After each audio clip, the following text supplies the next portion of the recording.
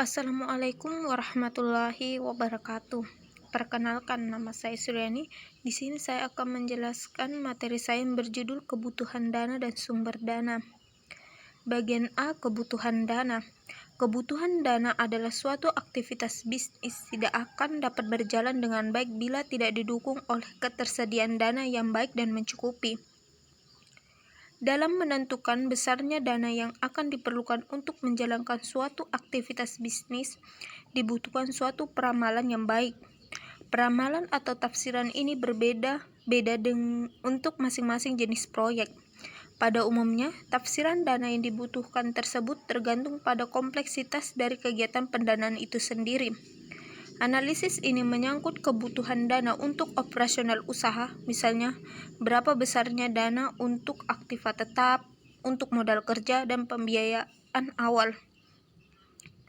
Aspek keuangan dalam studi kelayakan bisnis menyangkut pada besaran modal dan sumber dana yang akan digunakan dalam membangun sebuah usaha serta kapan dan bagaimana modal tersebut dapat dikembalikan. Jika diuraikan, maka aspek keuangan dalam studi kelayakan bisnis terbagi menjadi beberapa bagian. 1. Kebutuhan dana dan sumbernya. Yang kedua, aliran kas. Yang ketiga, biaya modal. Biaya modal sendiri terbagi menjadi dua bagian, yaitu biaya utang dan biaya modal sendiri.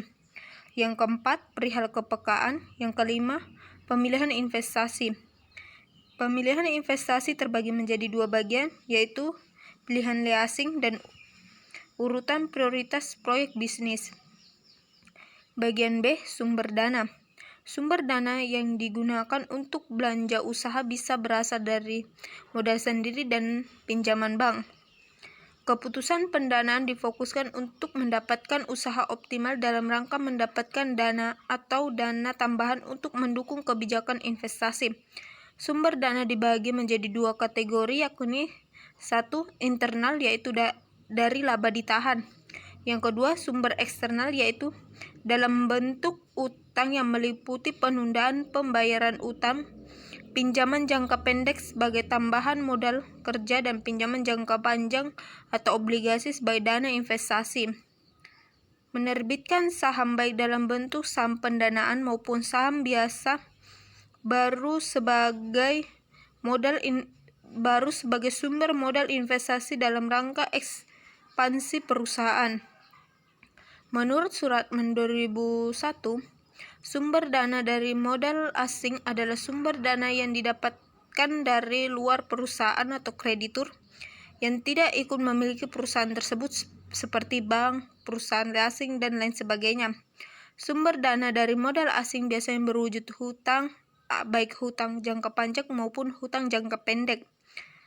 Sumber dana itu sendiri dapat juga berasal dari pihak internal perusahaan yang akan melakukan aktivitas bisnis. Sumber dana ini disebut juga sumber dana modal sendiri. Sumber dana modal sendiri biasanya berwujud modal saham dan laba ditahan.